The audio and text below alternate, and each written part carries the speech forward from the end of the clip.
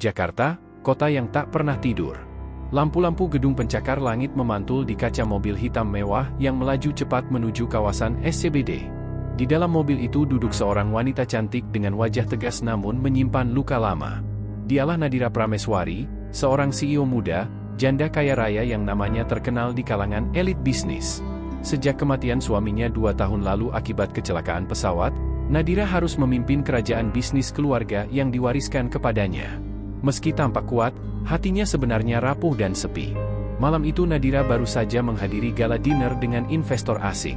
Senyum yang ia pamerkan sepanjang acara hanyalah topeng.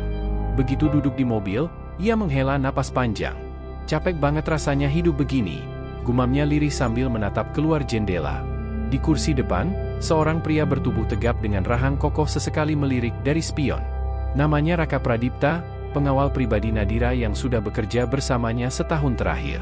Berbeda dengan bodyguard kebanyakan, Raka bukan hanya bertugas menjaga keamanan, tapi juga sering menjadi teman bicara Nadira saat kesepian.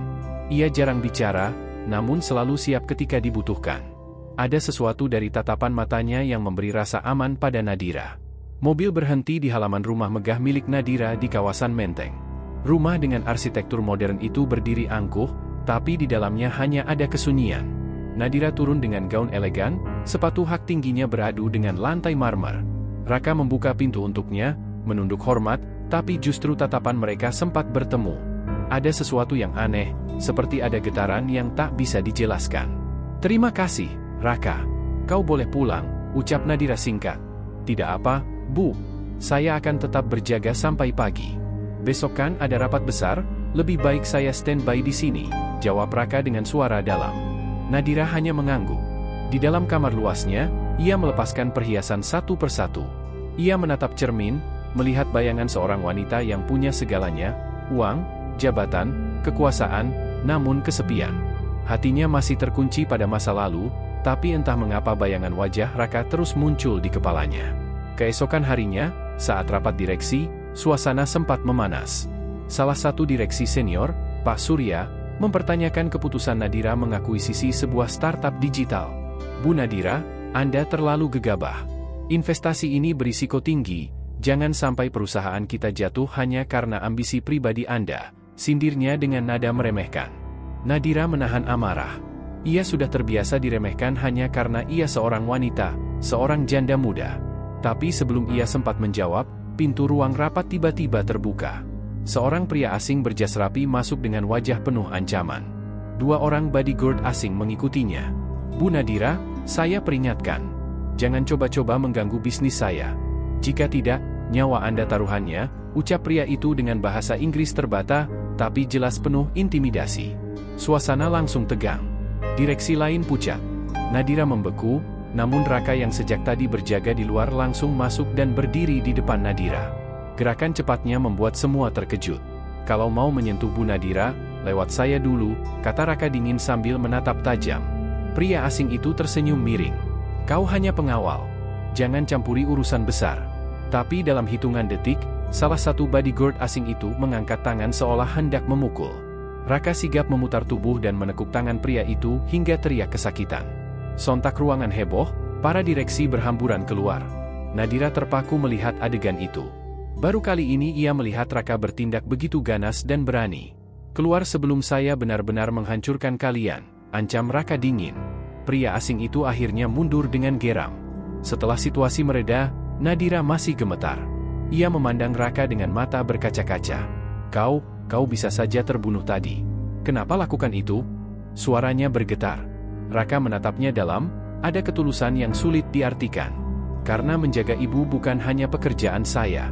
Tapi, lebih dari itu." Ucapan itu membuat dada Nadira berdegup kencang. Ada sesuatu di balik kata-kata Raka. Sesuatu yang berbahaya, sesuatu yang bisa mengubah segalanya.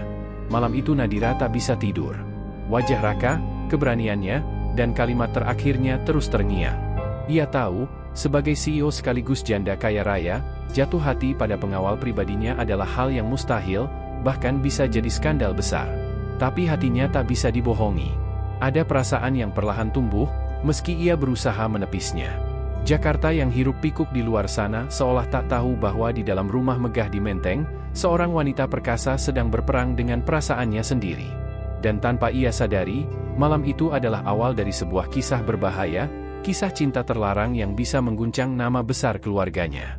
Jakarta kembali dipenuhi riuh kendaraan, klakson yang bersahutan, dan wajah-wajah orang yang terburu waktu. Tapi bagi Nadira, hari itu terasa berbeda. Sejak kejadian mengerikan di ruang rapat kemarin, pikirannya tidak tenang. Ia masih bisa merasakan dinginnya tatapan pria asing itu, ancaman yang menggantung, serta keberanian Raka yang berdiri bak perisai hidup di depannya. Pagi itu, Nadira duduk di meja makan besar dengan sarapan lengkap yang sudah disiapkan asisten rumah tangganya. Namun sendok di tangannya tak bergerak. Ia hanya menatap kosong. Di halaman depan, ia melihat Raka sedang berbicara dengan tim keamanan rumah. Tubuh tegap pria itu terlihat begitu kokoh, auranya begitu berbeda. Nadira tiba-tiba merasa jantungnya berdegup tak karuan. Apa aku sudah gila? Aku jatuh hati sama pengawalku sendiri, batinnya. Ia buru-buru menggeleng, mencoba menepis pikiran itu. Tapi bayangan Raka semalam, saat dengan gagah melawan bodyguard asing, seolah terpatri di benaknya. Belum sempat ia melanjutkan sarapan, telepon genggamnya berdering. Dari nomor tak dikenal. Dengan hati-hati ia mengangkat. Bu Nadira, berhentilah melawan. Kalau tidak, Anda akan menyesal. Kami tahu semua jadwal Anda. Bahkan pengawal Anda pun tidak bisa melindungi Anda selamanya. Suara berat di seberang sana membuat darah Nadira dingin seketika. Tanpa sadar ia menjatuhkan sendok. Tangan gemetar. Ia mencoba bicara, siapa kau? Tapi panggilan sudah terputus. Tak lama, Raka masuk ke ruang makan dengan langkah cepat. Wajahnya serius. Ibu baik-baik saja? Saya dengar sesuatu jatuh. Nadira menelan ludah. Raka, aku baru saja dapat telepon ancaman. Mereka tahu jadwalku, mereka bahkan tahu tentangmu. Raka mengepalkan tangan. Rahangnya mengeras. Mulai hari ini, saya akan selalu di sisi ibu. Saya takkan biarkan siapapun menyentuh ibu. Ada keyakinan luar biasa di suaranya, membuat Nadira sejenak merasa aman. Tapi di sisi lain, ada sesuatu yang berbahaya. Keintiman yang makin lama makin tumbuh di antara mereka. Hari itu, Nadira tetap harus hadir di kantor pusat perusahaannya di Sudirman.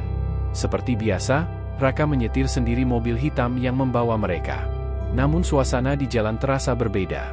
Beberapa kali Raka melihat motor yang mencurigakan mengikuti mereka. Matanya tajam, fokus pada kaca spion. Pegang sabuk pengaman, Bu, katanya tiba-tiba. Kenapa? Ada apa? Nadira panik. Jangan banyak tanya. Pegang kuat-kuat. Detik berikutnya, sebuah motor mendekat dari sisi kiri, mencoba menyalip. Dari dalam jaket pengendara, terlihat sesuatu yang mencurigakan, kilatan besi. Raka langsung membanting setir, membuat mobil berbelok tajam ke jalur lain. Nadira berteriak histeris. Mobil hampir menabrak pembatas jalan, tapi Raka berhasil menguasai setir dengan cekatan. Motor itu tetap mengejar. Raka melaju kencang, melewati jalan tikus, hingga akhirnya berhasil membuat mereka kehilangan jejak di sebuah area parkir kosong. Napas Nadira terengah-engah, wajahnya pucat. Ya Tuhan, Raka, kalau kamu nggak ada, ucapnya dengan suara bergetar. Raka menoleh sebentar, menatap matanya dalam. Selama saya di sini, ibu tidak akan kenapa-kenapa. Percayalah, ada getaran aneh di dada Nadira. Perasaan aman yang sudah lama hilang, kini kembali hanya karena satu orang. Malam harinya, Nadira duduk di balkon rumahnya. Angin sepoi-sepoi malam Jakarta berhembus, tapi hatinya tetap resah. Tiba-tiba terdengar langkah kaki. Raka berdiri di dekat pintu balkon, masih dengan setelan kemeja hitamnya. Maaf, Bu, saya hanya ingin memastikan keadaan, katanya sopan. Nadira mengangguk. Lalu tanpa sadar, ia berkata lirih, Raka, kalau suatu hari aku kehilangan semua ini, uang, jabatan, nama besar, apakah kau masih akan tetap ada di sisiku? Pertanyaan itu membuat Raka terdiam. Nadira menunduk, menyesali ucapannya. Tapi Raka melangkah mendekat, menatapnya dengan sorot mata yang tulus. Bu Nadira, saya bekerja di sini bukan karena harta atau jabatan. Saya tetap akan ada di sisi ibu, bahkan kalau semua orang meninggalkan ibu. Kata-kata itu menghantam hati Nadira. Tanpa sadar, air matanya jatuh. Ia cepat-cepat mengusapnya, tapi Raka melihatnya jelas. Hening sesaat. Lalu, seolah kehilangan kendali, Nadira memeluknya erat. Terima kasih, aku nggak tahu lagi harus sandar ke siapa, bisiknya. Raka membeku sejenak, lalu perlahan ia mengangkat tangannya, membalas pelukan itu. Hatinya bergejolak. Ia tahu ini berbahaya. Ia hanyalah seorang pengawal, sedangkan wanita dalam pelukannya adalah seorang CEO, janda kaya raya, pewaris perusahaan besar. Tapi hatinya tak bisa berbohong, ia juga jatuh. Namun di balik momen mengharukan itu, ada bayangan gelap yang terus mengintai. Orang-orang yang mengancam Nadira belum berhenti. Bahkan salah satu dari mereka sudah menyusup ke dalam lingkaran direksi perusahaan. Di sebuah ruangan remang di Jakarta Utara, pria asing yang kemarin datang ke ruang rapat duduk sambil menyalakan cerutu. Di sampingnya, salah satu direksi senior, Pak Surya, duduk dengan wajah licik. Tenang saja, perempuan itu terlalu sombong. Dengan sedikit tekanan, kita bisa jatuhkan perusahaannya. Dan kalau perlu, habisi dia, ucap Surya dingin. Pria asing itu tertawa rendah. Bagus, kita lihat seberapa jauh pengawalnya bisa melindunginya. Malam itu, di rumah megah menteng, Nadira masih terlelap dengan perasaan campur aduk. Ia tak tahu, badai besar sedang menunggunya. Dan satu-satunya orang yang bisa menyelamatkannya hanyalah Raka, pengawal pribadi yang kini diam-diam sudah menjadi lebih dari sekadar penjaga. Langit Jakarta malam itu mendung pekat. Hujan deras mengguyur, menambah suasana mencekam. Di dalam rumah megah menteng, Nadira berdiri di depan jendela, menatap kosong. Hatinya berkecamuk. Perasaan terhadap Raka sudah tak bisa ia sembunyikan lagi, tapi logika terus menahan. Ia tahu hubungan seperti ini mustahil diterima. Namun, rasa aman yang hanya Raka berikan tak bisa ia temukan pada siapapun. Tiba-tiba, listrik rumah padam. Semua lampu mati. Nadira tersentak. Ia buru-buru meraih ponselnya, tapi sinyal hilang. Suara pintu depan berderit pelan, lalu terdengar langkah kaki berat. Nadira panik. "Raka!" teriaknya. Dalam sekejap, Raka muncul dari arah tangga dengan senter kecil di tangannya. Wajahnya serius, tubuhnya tegang. "Ibu, mundur. Jangan dekat jendela. Ada yang masuk." Belum sempat Nadira bereaksi, kaca jendela pecah dihantam sesuatu. 3 pria bertopeng bersenjata masuk dengan brutal. Nadira menjerit. Raka langsung berdiri di depannya, melindungi dengan tubuhnya. Pertarungan sengit pun terjadi di ruang tamu yang hanya diterangi kilatan petir. Raka bergerak cepat, menangkis serangan parang salah satu pria. Ia memutar tubuh, menghantamkan siku ke wajah lawan hingga terjatuh. Namun 2 lainnya menyerang bersamaan. Kursi, meja, bahkan vas bunga besar berantakan terkena hantaman. Nadira hanya bisa memeluk dirinya sendiri di sudut, menangis ketakutan. "Ambil wanitanya!" teriak salah satu penyerang. "Lewat mayat gue dulu!" Raka meraung, menendang keras ke arah dada lawan hingga terpelanting. Namun serangan tak berhenti. Salah satu berhasil menusukkan pisau, mengenai bahu Raka. Darah segar mengucur. Nadira histeris. "Raka!" Meski terluka, Raka tetap bertahan. Dengan tenaga terakhir, ia meraih batang besi dari lantai dan mengayunkannya, menghantam lawan hingga tumbang. Pria bertopeng lain yang tersisa kabur lewat jendela. Nadira segera berlari ke arah Raka yang terhuyung dengan bahu berdarah. "Ya Tuhan, kamu terluka parah. Aku harus panggil dokter." Raka menggeleng. Jangan panggil siapapun dulu. Mereka bisa saja punya orang dalam. Percayalah, aku bisa tahan." Air mata Nadira jatuh deras. Ia meraih wajah Raka dengan kedua tangannya. "Kenapa kamu lakukan semua ini? Kenapa kamu rela taruh nyawa demi aku?" Raka menatapnya dalam, meski napasnya berat. "Karena, aku cinta sama kamu, Bu Nadira. Dari awal aku hanya pengawal, tapi setiap hari melihatmu berjuang sendirian, aku nggak bisa lagi anggap perasaan ini sekadar tugas." Nadira terdiam, tubuhnya bergetar. Kata-kata itu menembus seluruh pertahanannya. Ia memeluk Raka erat-erat sambil menangis. "Aku juga cinta sama kamu, Raka. Tapi ini gila, dunia nggak akan terima kita." Raka tersenyum lemah. "Biarin dunia menolak. Yang penting, aku akan selalu di sisimu." Malam itu, hubungan mereka tak lagi bisa disangkal. Nadira tahu ia sudah jatuh pada pria yang selama ini hanya dianggap penjaga. Namun, bahaya belum usai. Keesokan harinya, kabar penyerangan itu sampai ke telinga direksi perusahaan. Media mulai menyorot. Ada rumor bahwa Nadira sedang menjadi target persaingan bisnis kotor. Pak Surya, dengan wajah pura-pura prihatin, mendekatinya di ruang rapat. "Bu Nadira, demi keselamatan perusahaan, mungkin sebaiknya Anda mundur saja. Biar saya yang ambil alih." Nadira menatapnya tajam. Kini ia sadar, ada pengkhianat di lingkaran dalamnya. "Terima kasih atas sarannya, Pak Surya. Tapi perusahaan ini milik keluarga saya. Tidak akan saya serahkan pada orang yang menusuk saya dari belakang. Pak Surya terkejut, wajahnya pucat. Nadira meletakkan sebuah rekaman suara di atas meja. Itu adalah rekaman hasil penyadapan percakapan Surya dengan pria asing kemarin. Semua direksi terkejut. Beberapa langsung murmur, menyadari kebenaran. Satpam sudah menunggu di bawah. Silakan Anda jelaskan perbuatan Anda ke polisi, ucap Nadira dingin. Surya berteriak marah, tapi akhirnya dibawa keluar dengan borgol. Usai rapat, Nadira keluar dari gedung dengan kepala tegak. Di depan, Raka menunggunya dengan tangan berbalut perban. Tatapan mereka bertemu. Untuk pertama kalinya sejak lama, Nadira merasa benar-benar bebas.